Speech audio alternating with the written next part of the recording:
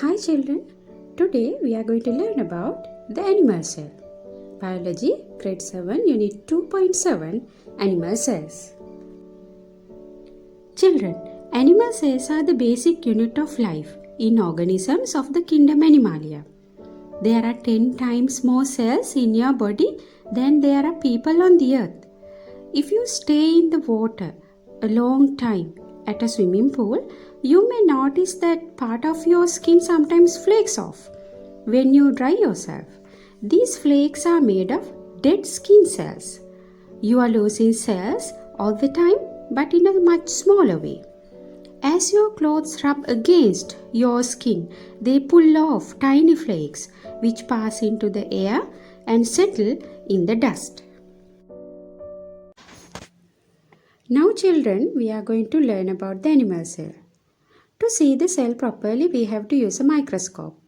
And when unstained, the different parts of the cells are colorless and are different to identify. So, in 1870s, it was discovered that dyes could be made from coal, tar, which could stain different parts of the cell. Cell biologists found they could stain the nucleus and other parts of the cells in different colors to see them more easily. Now you can see the images of human cheek cells. There you can see the main parts of the cell. Nucleus in the middle, then cytoplasm and the cell membrane. Children, to observe the cheek cells properly, the cells have been colored with dye. Now we are going to talk about the parts of the animal cell and their functions. Children, now you can see the nucleus in the middle and it is the control center of the cell. It contains the genetic material called DNA. Now the cytoplasm. This is a watery jelly which fills the most of the cell in the animal cell. It can move around inside the cell. The cytoplasm may contain stored food in the form of grains. Most of the chemical reactions that happens in the cytoplasm keeps the cell alive. Now cell membrane. This covers the outside of the cell and has tiny holes in it called pores that control the movement of chemicals in or out of the cell. Dissolved substances such as food, carbon dioxide, oxygen can pass through the cell membrane. Some harmful chemicals are stopped from entering the cell by the cell membrane. Children, as you all have done the plant cell in the previous lesson, we can compare the two cells. Look at this diagram. Both the cells share some common features. What are they? They are the cell membrane, cytoplasm, nucleus, and the mitochondria.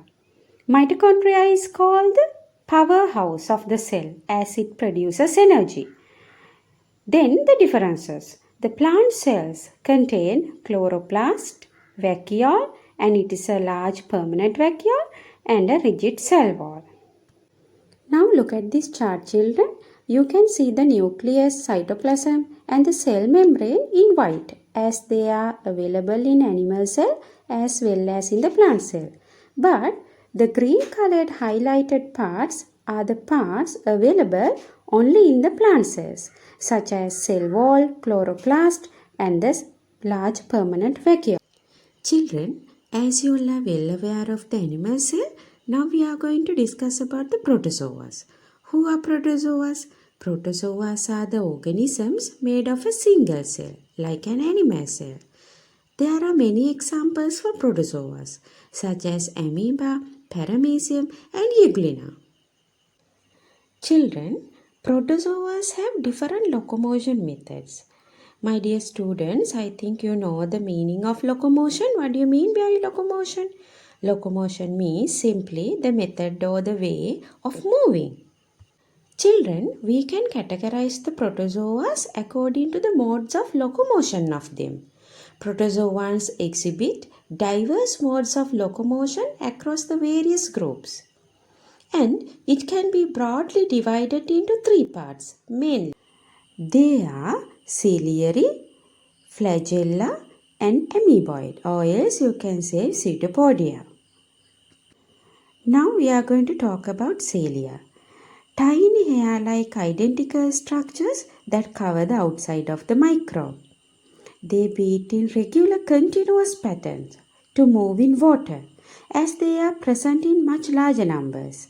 Now children, you can see the cilia in the paramecium in this picture. Now children, the second one, pseudopodia. Pseudopod comes from the Greek word pseud and pods, meaning paws and feet respectively. They are the projections of the cytoplasm of unicellular protist cell membrane. They are temporary extensions that can change the shape to catch food and to move. Now you can see in this picture the way the pseudopodia acts. Children, look at this amoeba. It engages in catching food using the pseudopodia. Now children, the third one, flagella. It is a hair-like structure that acts mainly as an organelle of locomotion in the cells of many living organisms. The word flagellum in Latin means whip. Just like the whipping motion, flagella often used for locomotion. Now you can see an example for flagella, that is the euglena. Euglena is with flagella. Children, now we are going to learn about algae. Algae are a diverse group of aquatic organisms that have the ability to conduct photosynthesis. That means they have chlorophyll granules to do photosynthesis. So, algae are photosynthetic creatures. They are neither plant, animal or fungi. Many algae are single-celled. However, some species are multicellular. Locomotion in algae is largely based on the action of flagella. Algae can be categorized into three major groups. First one, brown algae, second one, green algae, and the last one, red algae. Now you can see some different kinds of algae and the uses of algae.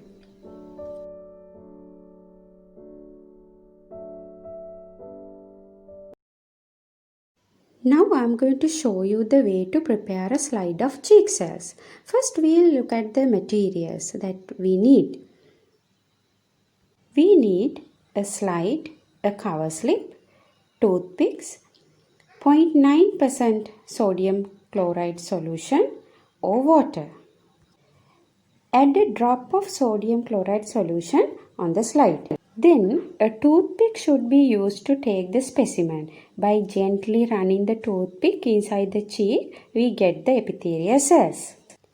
Now apply the sample on the sodium chloride solution on the slide. As cheek cells are transparent, we have to use a stainer. Now here we use methylene blue and it makes us easy to see the cells. Now we cover the sample by using the cover slip. For that we have to hold the cover slip right angle to the drop and the slide, so it prevents the formation of air bubbles. Now using a paper towel we can remove the extra dye if we have added. That of course to make our slide neat and nice. Now we are going to observe the slide at 100 times total magnification. Now you can see the dark blue dye in the middle, that is the nucleus, and around that you can see the cytoplasm. This is at 400 times total magnification. Now 1000 times than the actual size. This is the summary of the lesson. Animal cells have a cell membrane, cytoplasm and a nucleus. Animal cells do not have a cell wall, chloroplast or a large vacuole containing cell sap. Hope you enjoyed the lesson. We'll meet soon with another lesson. Thank you for watching this video.